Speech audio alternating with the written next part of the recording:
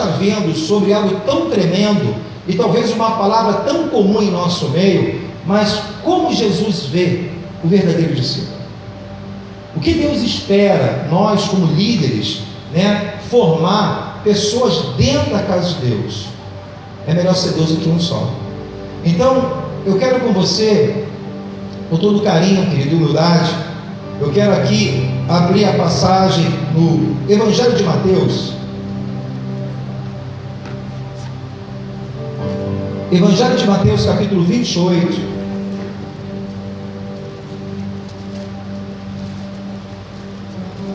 Evangelho de Mateus, capítulo 28. O seminário, ele nasceu, palavra viva, em primeiro lugar no coração de Deus. E Deus, ele ministrou ao nosso coração de implantar esse seminário, não somente para a nossa igreja, praticamente toda a igreja já fez esse seminário, mas também para abençoar outras igrejas. Amém, querido? A nossa visão deve ser de reino de Deus. E se você é um apaixonado por Jesus e pelo reino, a gente vai falar a mesma língua. Amém, querido? A nossa defesa aqui não é por bandeira denominacional, a nossa defesa aqui é por Cristo. Toda honra e toda glória seja dada ao Senhor. Amém? Então vamos nessa. Evangelho de Mateus, capítulo 28. Uma passagem muito conhecida. 18 e 20, o Senhor Jesus, antes da sua ascensão, antes de Jesus subir aos céus, ele teve a oportunidade de compartilhar as últimas palavras com seus discípulos, seus seguidores. Sabe aquela coisa, a última coisa que eu posso falar para eles vai ser agora. Jesus ensinou acerca de várias coisas aos discípulos, mas nesse momento aqui, as últimas palavras, onde você encontra outra passagem como Marcos, ele diz o seguinte: olha, chegando Jesus, falou-lhes dizendo: é-me dado todo o poder no céu e na terra. Esse poder que Jesus, ele declara que foi dado a ele no céu e na terra, quando você olha para as cartas de Paulo, as escrituras sagradas, você vai entender que esse poder e autoridade foi delegado agora, na sua ausência, à igreja de Cristo.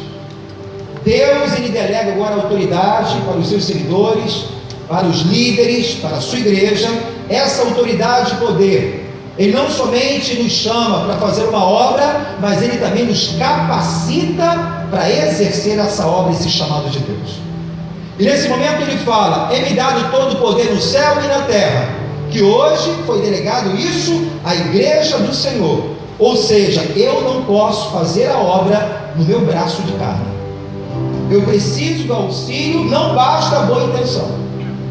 Imagine Moisés enfrentando aquele grande mar, atrás de Faraó e o seu exército, ele com o povo, liderando. Imagine se Moisés, somente numa emoção, estivesse ali, se não fosse realmente capacitado ou chamado pelo Senhor.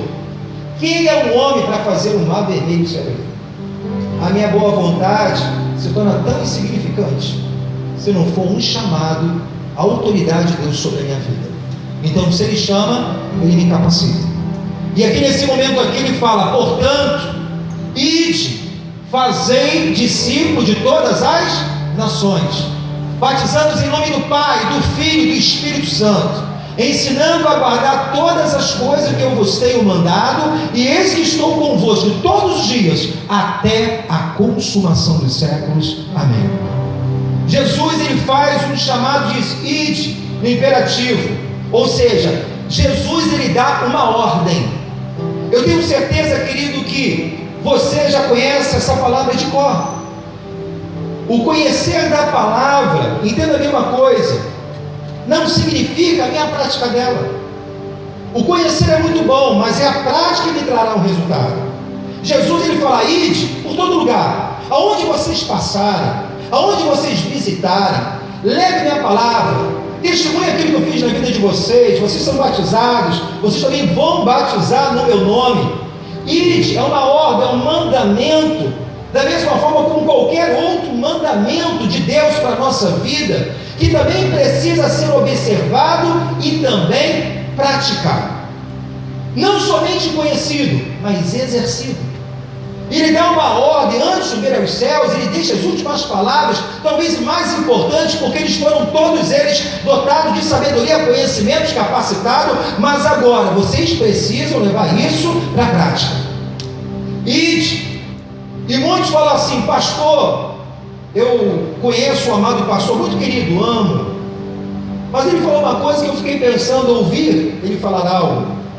Ele disse assim: a minha igreja, eu quero no máximo 150 pessoas. Eu não quero que passe de 200. 150 para mim está bom. Querido, a visão não é nossa, não é? Às vezes a gente entende porque é o fato de cuidar, é muita gente. A gente não pode ter essa visão. Pastor, Deus não quer quantidade. O texto não diz isso. O texto me diz de qualidade e quantidade. Ele fala: ide fazer discípulo. O que é discípulo? Todo aquele que segue ao mestre. O discípulo é aquele que é aluno, aquele que é aprendiz. É aquele que aprende com o mestre, está aberto para crescer. Na cultura judaica, os rabinos, quando pegam um adolescente já para jovem, né, que eles começam a aprender a lei de Deus muito cedo, e os rabinos, eles escolhem alguns adolescentes para trabalhar eles, para se tornar o mestre como ele. E na cultura judaica, quando um rabino chama um menino para seguir, para ser o seu discípulo, é como ele estivesse ouvindo: você quer ser igual a mim? Por isso que os discípulos, quando Jesus os chama, eles entendiam qual era o chamado. Jesus chamava eles: vocês querem ser parecidos comigo? Vocês querem ser os meus discípulos? Querido, entenda a mesma coisa. Discípulo não significa ministério. Ministério Deus deu alguns pastores, mestre, profeta, mas o chamado de ser discípulo é universal, é para todos nós. Se você aceitou Jesus Cristo como seu único e suficiente Salvador, Deus espera que você não seja somente um salvo, mas Deus, Ele quer que eu e você sejamos discípulos, parecidos com Cristo, fazer a mesma coisa que Ele fazia. E o texto fala tanto de quantidade como também de qualidade.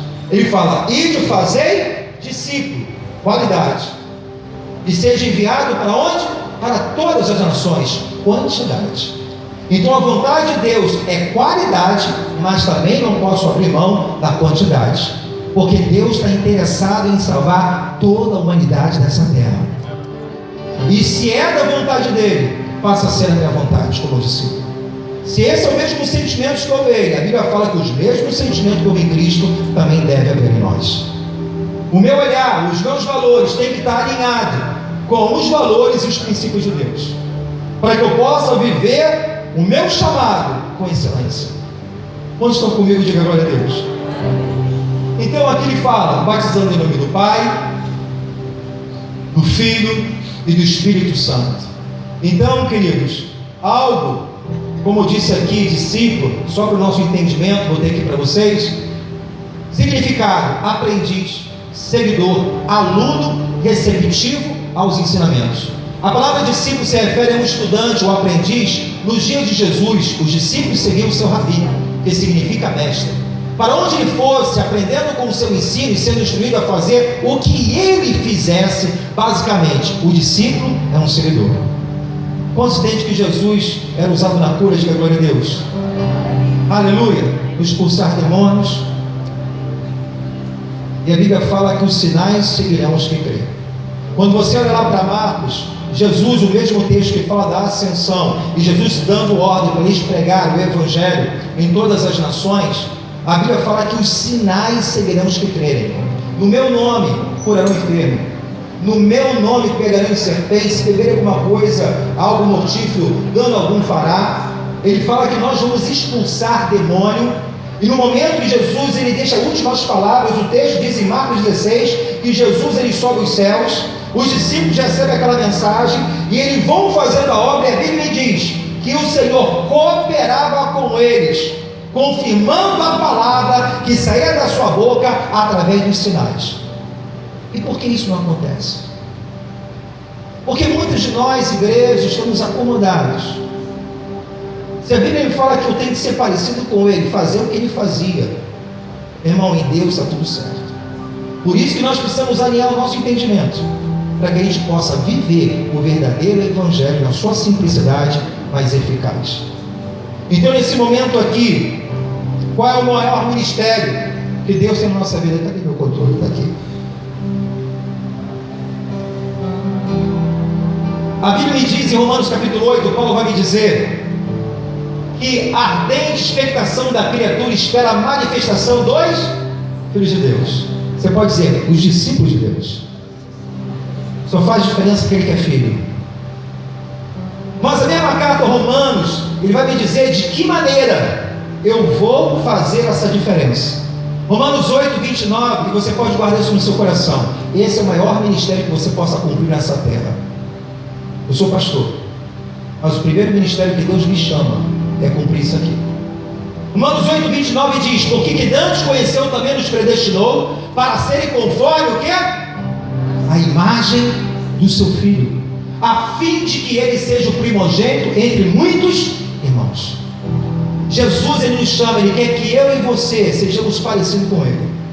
A única forma de essa sociedade ela ser alcançada, ser transformada, onde possa haver um verdadeiro arrependimento e conversão, é se eles verem Jesus em mim e você. Aleluia! E discípulo é isso.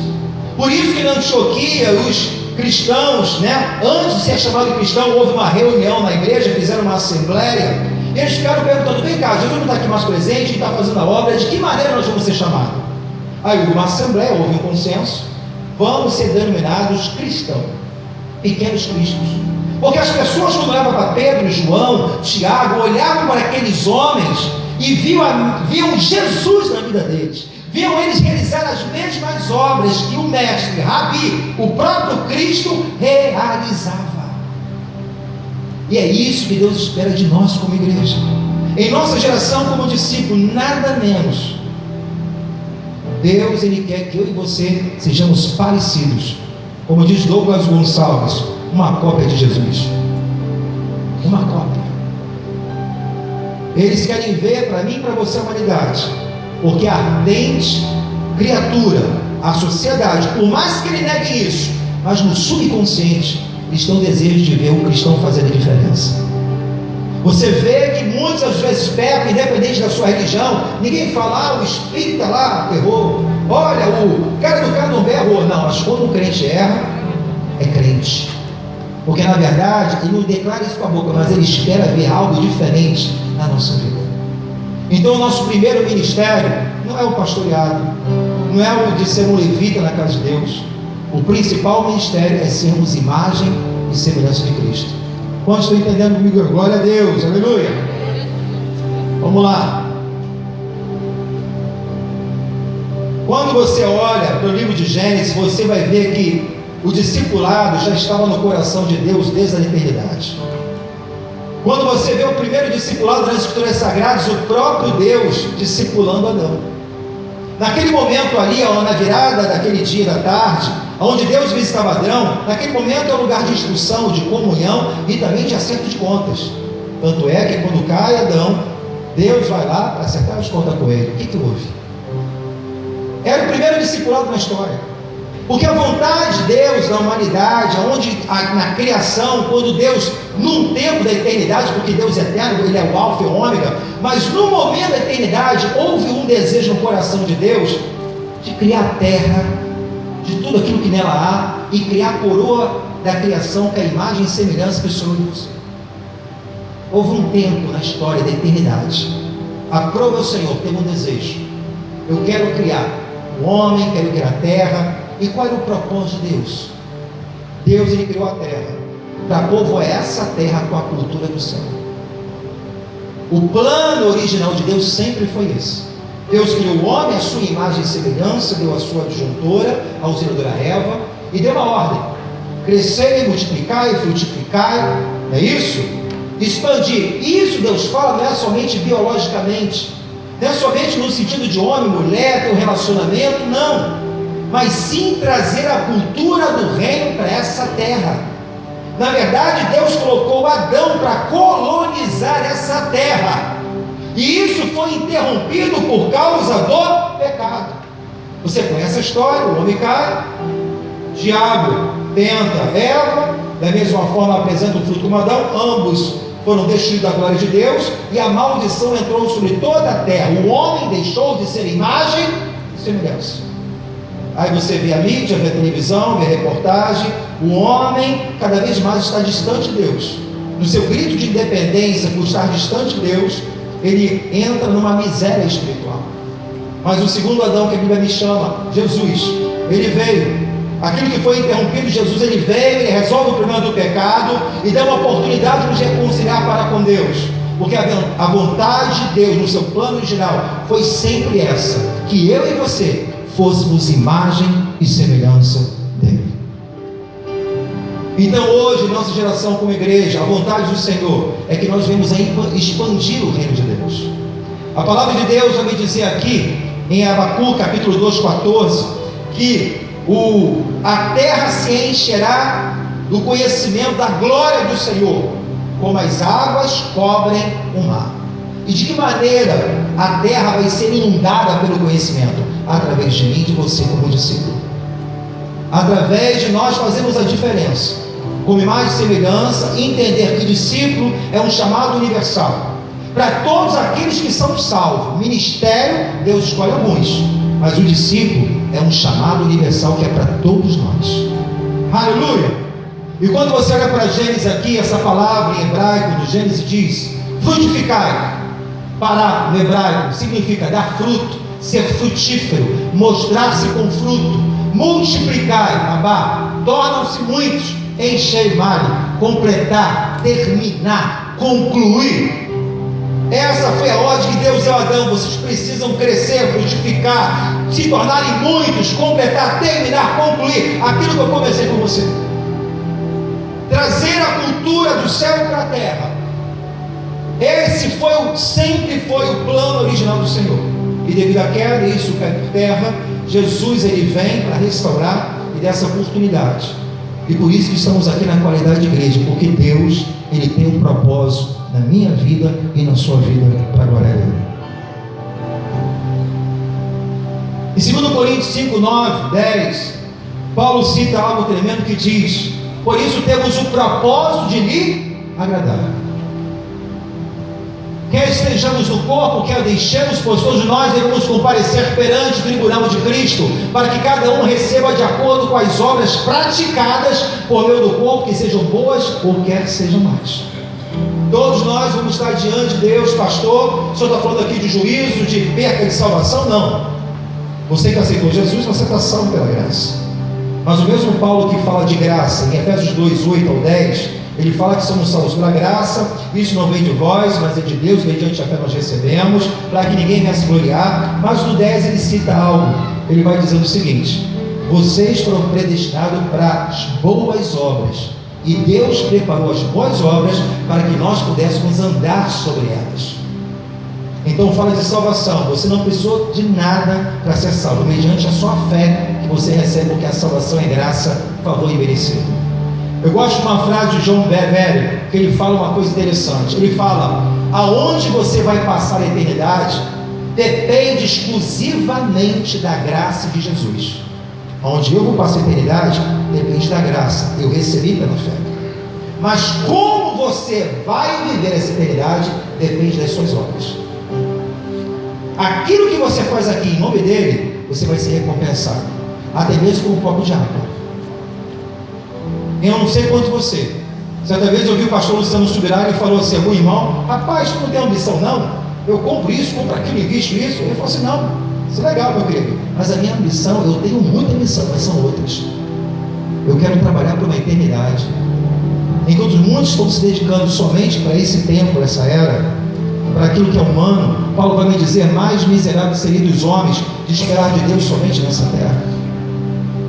Deus, ele quer que você e eu venham tesourar tesouro dos céus, porque lá você vai viver uma eternidade. Aquilo que você faz hoje, em 24 horas hoje do teu dia, aquilo que você fez para Cristo, você vai desfrutar disso numa eternidade. Eu tenho 24 horas do meu dia para usar para o nome dele. Seja 1 hora, 2 horas, todo investimento que eu fiz nesse dia, se eu não fiz nada, eu perdi um tesouro no céu. Mas se eu tenho meus 24 dias, esse tempo de investimento, se eu pratico isso, as boas obras, fazendo algo no nome dele, tudo que você fará em nome dele, você vai ser recompensado por bilhões, bilhões, bilhões, bilhões, bilhões de anos na eternidade. Eternidade. Se a gente trabalha por um salário e faz o nosso melhor, que falar para Jesus um tempo de uma eternidade. Quantos estão comigo? Diga glória a Deus. Quando você olha para João capítulo 15, Jesus não quer dar uma aula de botânica para a gente. Jesus ele quer falar de planta, ele só usa uma ilustração. E quando aqui João 15, Jesus ele começa a falar: eu sou a videira verdadeira, meu pai é o lavrador. Toda vara em mim que não dá fruto, atira, e limpa toda aquela que dá fruto, para que dê mais fruto. Vós estáis limpos pela palavra que vos tenho falado. Está em mim ou em vós? Como a vara de si mesma não pode dar fruto se não estiver na videira, assim também vós, se não estiveres em mim. A única forma de a gente florescer para o reino de Deus, ser um discípulo com excelência, ser imitador de Cristo, é quando a gente está nele. Eu vejo muita dificuldade, tem muitas pessoas: pastor, eu não consigo ser um crente que nem o irmão A, que nem o irmão B, que nem o irmão A, benção. Como é usado por Deus, irmão, abençoado. Eu não consigo. Isso não é verdade, porque ele não consegue. E por que ele não consegue? Porque na verdade ele está focando somente em querer ser alguém. Mas se o foco dele for o relacionamento com Deus, isso vai fluir de uma forma natural. Enquanto você olha para o capim verde do irmão, você não vê o seu. O que eu tenho que me preocupar é me relacionar com ele e falar: olha, meu filho, sem mim nada podereis fazer. Eu posso tentar ser um crente espiritual no braço de carne 10, 15, 20 dias, você não consegue depois. Eu preciso andar com ele em relacionamento, dia após dia. Pastor, eu vou 2 vezes no culto. O culto para mim é só a cereja do bolo. A nossa vida pessoal é diária. E isso vai fluir no seu caráter. Isso vai te dar autoridade sobre o pecado, sobre demônios. Porque você anda com ele e fala: se você estiver em mim, eu em você, meu filho, sem mim você não pode nada. Sem mim não tem como você dar fruto. Sem mim não tem como você crescer espiritualmente. Sem mim você não vai decolar. Mas se você entender que é um relacionamento diário que eu tenho com você, eu quero te levar em níveis maiores. Eu não sei quanto a você, nunca tive a oportunidade, mas um dia eu profetizo na minha vida. Um dia eu vou no Rio Grande do Sul, que tem uns vinhedos lá, não é isso? É no sul. Vinhedos ali são várias vinhas plantadas no campo, né? Aquelas coisas lindas, aqueles cachos de uva. Algo maravilhoso. Mas uma coisa você percebe num vinhedo: o que mais aparenta num vinhedo são os cachos, são as folhas, os ramos. É difícil você ver o tronco. Escute, quem é o tronco? Diga comigo: Jesus. Deus é Espírito. Ele só pode ser visto pela sociedade através de mim e de você. O tronco às vezes passa desapercebido, mas as folhagens, os ramos, os frutos estão mais aparentes. Ele fala: se você não tiver em mim, não tem como. Quem libera a seiva, quem libera a unção, é a videira verdadeira, que se chama Jesus Cristo. Eu preciso estar nele. Diga para o seu irmão: eu não posso viver uma vida cristã encostado na videira. Ele fala que tem que estar enxertado. Porque aquele que só está encostado vai durar um tempo, 2 tempos, seca, não permanece. Porque na verdade não consegue fazer, e é uma verdade, porque está faltando o relacionamento diário com Deus. Isso tudo vai acontecer de uma forma natural. Você vê alguma árvore fazer força para dar fruto? Imagina uma laranja, uma bananeira, uma mangueira perto da tua casa, ela gritando: ai, vai agora manga, pá! Você não vê isso, irmão? Ela vai florescer e frutificar na estação certa, porque é natural, é o DNA dela, é a genética dela. E se você está com o DNA de Cristo nessa genética, você vai fluir em Cristo.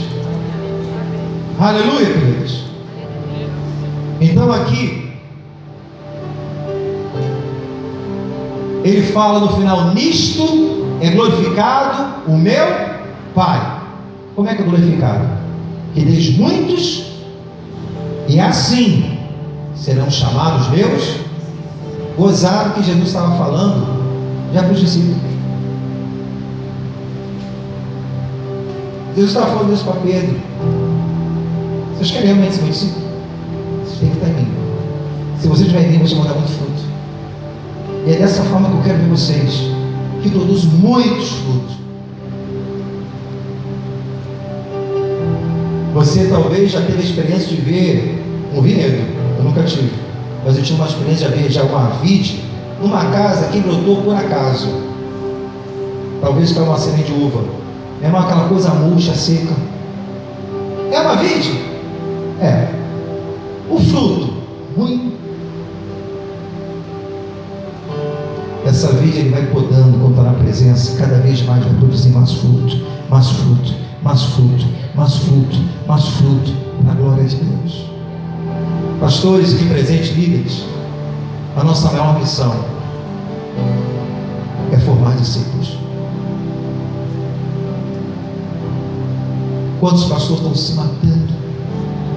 Como eu muitas vezes me matando, me desgastando e nada.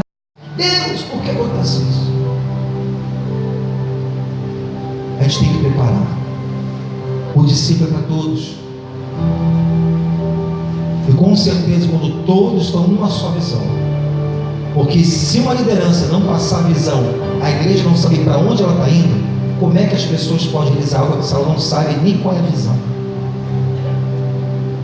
A igreja ela precisa de uma visão. Sem visão o povo perece. A gente tem que saber um objetivo, uma meta, um propósito. Daqui a 2, 3 anos, onde a gente vai chegar em Cristo Jesus, para que todos possam abraçar essa visão. E a visão principal é que todos venham se tornar discípulos de Cristo Jesus. Discípulo, querido, não tem nada a ver com altar. Às vezes a gente fala de discípulo, aprender, não, porque é oportunidade, meu irmão. Desculpa a expressão, não é assim isso. As pessoas acham que ser igreja é estar na igreja. Você é igreja, você por essa porta, aonde você colocar a planta dos seus pés, as pessoas precisam ver Jesus em nós. Eu não faço isso para Deus, eu não sou assim, não faço nada, porque ninguém me dá oportunidade. É talvez pela motivação está errada. Alinha sua motivação com o coração dele. Seja fé no pouco, que Deus ele te coloca no muito para a glória dele. A palavra do Senhor não fala: o fruto do justo é a árvore de vida, e o que ganha a alma é sábio. Querido, nós estamos debaixo dessa sombra, a árvore da vida. Jesus nos alcançou. Nós descobrimos o verdadeiro propósito dessa vida em Cristo. Mas da mesma forma fala que o fruto justo, nós também somos representação de uma árvore, aonde nós precisamos atrair outras pessoas para estar debaixo dessa sombra, para desfrutar, para compreender qual é o propósito da vida, porque muitas pessoas não sabem qual é o propósito da sua vida, e Jesus ele demonstra isso na palavra. Então ele fala: sábio é aquele que ganha a alma para o Senhor. Aleluia! Efésios 4:11, pastor, fica uma coisa, vamos aqui, deixa eu botar aqui qual é o propósito da igreja? Aqui, esse espaço, estou falando dessa instituição, nós somos a igreja na verdade. Ele designou alguns para apóstolos, outros para profetas, outros para evangelistas, outros para pastores e mestres. Olha só, mestre, com o fim de preparar, qual o propósito? Equipar os santos para a obra do ministério, para que o corpo de Cristo seja edificado. Entenda uma coisa, querido: a casa de Deus só é um quartel-general para te capacitar para você fazer diferença lá fora. Pastores e mestres, olha a importância. Como eu falei, se eu entendo que Deus tem um ministério de mestre na vida de alguns, eu também preciso sentar e ouvir esses caras, porque os mestres têm a função de me capacitar. Eu não posso dar sozinho. Se eu quero ver as coisas acontecer, eu tenho que estar na palavra. Então eu preciso de capacitação, preciso de ferramenta de entendimento. Enquanto nós temos o entendimento, pregamos a palavra, o mestre às vezes tem revelações, meu irmão, que vai muito mais além, porque Deus nos chamou para isso. E eu preciso estar ali, porque nós somos um corpo, um depende do outro. Aleluia! Recebemos capacitação para ser discípulo no nosso dia a dia, na arena da vida. Seja para evangelizar, seja para ministrar em casas, em células, seja em grupos pequenos, seja a nomenclatura que você preferir. Porque isso é lindo.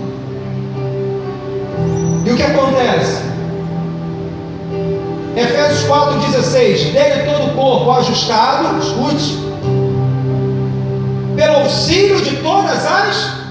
O corpo tem que estar numa sua visão bem ajustado, com o auxílio de todas. Junto eu preciso de um, preciso de dois, nós somos um corpo, onde Cristo é o cabeça. E na versão King James diz: cresce e edifica-se a si mesmo em amor, na medida em que cada parte realiza a sua função. Para que haja crescimento, a gente tem que estar na mesma unidade, na mesma visão, no mesmo propósito. Para que isso aconteça, o corpo bem ajustado, todo mundo sabe para onde está indo.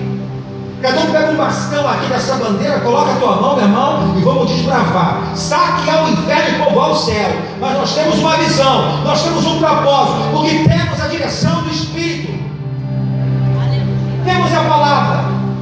Eu não posso ser uma igreja sem visão. E diz como deve agir os crentes. Aqui em James, esse versículo foi lindo. Todos fazendo a sua parte, como deve agir todos os crentes. Pastor, por que às vezes não está acontecendo isso em nossa geração e nas igrejas atuais? Parece que a gente às vezes está tão distante do Evangelho. Eu costumo dizer que se os discípulos entrassem no túnel do tempo, os apóstolos, Paulo, e chegasse hoje aqui e visse hoje o que é a igreja, os caras acham que é até um infarto.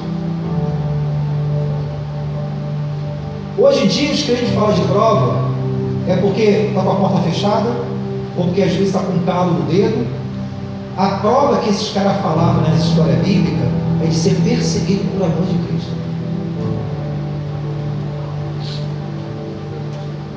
Então, numa prova, você está sendo perseguido pelo amor de Cristo? Você está sendo injustiçado pelo seu caráter cristão, por fazer a diferença? Essas são as verdadeiras provações bíblicas. Amém? As dificuldades temos, pode botar no nome, mas não são uma prova. Os homens de Deus viveram muito. Aleluia! Nisto é glorificado o meu Pai. O que acontece, querido? A igreja primitiva, os discípulos apóstolos começaram corretamente, instruídos pelo Senhor Jesus, com o auxílio do Espírito Santo, capacitados, eles faziam a mesma obra que Jesus fazia. Porque hoje então as coisas não acontecem da mesma forma. Meu irmão, os homens não tinham a tecnologia que nós tínhamos, eles não tinham o carro veloz que nós temos hoje. Eles evangelizaram o Paulo à Ásia num espaço de tempo tão curto, deixando um legado, uma diferença que até hoje, através da vida desses homens, nos abençoaram. Homens que viveram pela fé, não tinham a sua vida como preciosa. Homens que sabiam para onde iam, onde buscavam valores, não somente pessoais, mas principalmente os celestiais. Hoje nós estamos vendo a igreja em si, meu irmão, eu creio em vitória, eu creio em prosperidade, prego isso. Temos ministração sobre a prosperidade verdadeira bíblica. Existe. Deus, ele fala que a prosperidade é um dom dele, então existe. Eu tenho que saber de que maneira que prosperidade é essa.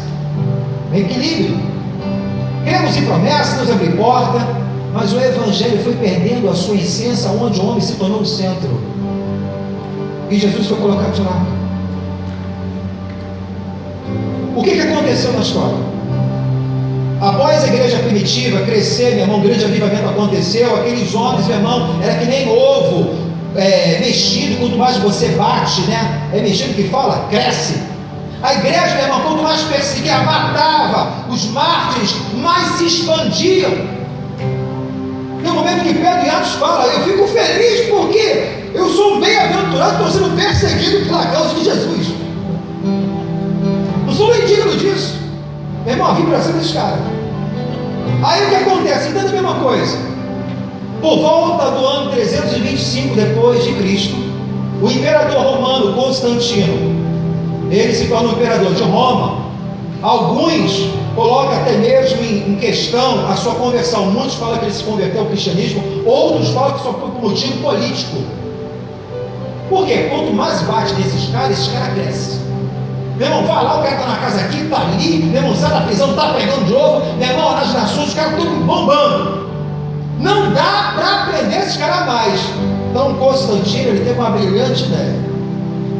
Vamos institucionalizar a igreja. Botar num quadrado, todo mundo fica aqui dentro. Vamos levantar um clero religioso, os bispos, os papas, da onde tem a origem do catolicismo. Mas você vê que meramente existe uma grande coincidência hoje também das igrejas evangélicas. Nos conformamos num quadrado onde nós achamos que ser igreja é estar dando um culto.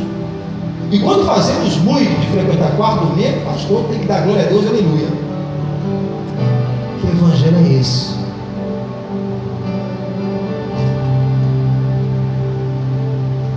Então a igreja ela começou a perder a sua essência. As pessoas se acomodaram. De lá para cá houve uma acomodação, aonde você vê as pessoas sendo somente telespectadores e não são atuantes, aonde as pessoas deixaram de ser fornecedores e passaram a somente ser consumidores, aonde grande parte da membresia ela se torna um cliente, não mais um membro ativo. Você talvez tenha que contar com quem você pode contar nos dedos, porque a igreja ela perdeu sua essência. As pessoas estão indo buscar Deus somente por aquilo, e as mensagens somente, nada contra, querido. Deus ele tem bênção para nós, mas Deus ele quer que eu sejamos discípulos. A gente não pode abrir mão daquilo que é maior por algo menor. O meu sonho não pode ser uma casa própria somente, meu sonho não pode ser somente um carro do ano, porque se bater no poste, meu sonho não pode acabar, meu irmão. Os meus sonhos são eternos. E é isso que nós precisamos. Alinhar a nossa vida com a simplicidade do Evangelho. Porque toda vez que você alinha a sua vida com a simplicidade, com a realidade da palavra correta, sempre você vai viver um avivamento. Seja na área que for. Amém? Quando ele fecha dizendo: nisto é glorificado meu Pai, que deixe muito fruto, e assim serão os meus discípulos. Quando você olha lá para Romanos capítulo 10, Paulo escreve dizendo: como crerão se não há quem pregue? Aí Paulo lá no versículo, se eu não me engano, no 9 ou 10, ele fala assim: como pregarão se eles não forem enviados? Queridos, às vezes eu vejo homens de Deus talentosíssimos, que estão anos dentro da igreja sem exercer, porque não tem espaço no altar. Quantas vidas morrendo lá fora? Quantas pessoas não estão crescendo? Porque conhecimento não basta com o meu crescimento, ele faz parte do processo. A minha maturidade se diz quando eu conheço e exerço a palavra. A quantidade de conhecimento que nós temos não significa maturidade. Você pode conhecer muito e viver nada. A maturidade, ela é vista quando eu conheço e eu exercito essa verdade. E a árvore, para produzir fruto, só se produz fruto em árvore madura, não verde. Por isso que nós precisamos de capacitação. Por isso que nós precisamos, eu falo como pastor dessa igreja, o trabalho hoje que eu estou tendo é de implantar esse sentimento na vida de cada uma ovelha. Deus não chamou a gente para ganhar, Deus chamou para a gente formar discípulo. E se Ele deu uma ordem, eu tenho que praticar. Se Ele é meu Senhor, eu sou servo, eis-me aqui, Senhor. Como pregarão se não há quem vê? Eu preciso capacitar minha igreja, preparar a igreja e entender que a obra do reino é muito maior do que 4 paredes. Aqui capacitamos, recebemos ferramentas, unção, bênção, mas agora seja um instrumento na mão do Senhor fora, porque a árvore boa produz muitos frutos para a glória de Deus, e esses sim serão os meus discípulos, assim diz o Senhor. Existem pessoas, querido, que não estão crescendo na igreja, somente envelhecem dentro da igreja, e você não vê um fruto de crescimento, de obras, aonde muitos estão enterrando seus talentos. Se você ver na história, Deus fala com Moisés, levanta ali 12 homens cada tribo para ajudar a cuidar do povo. Quando você olha ali para Moisés, ele levanta quem? Josué. Josué já não faz a mesma coisa. Quando você olha para Elias, ele prepara quem? Eliseu. Agora, Eliseu, quem preparou? Ao ponto de Eliseu morrer, vai para a sepultura, depois caiu morto na sepultura de Eliseu, e ele é ressuscitado por causa da unção. Escute, tem pessoas morrendo com a unção porque não transferiram ela.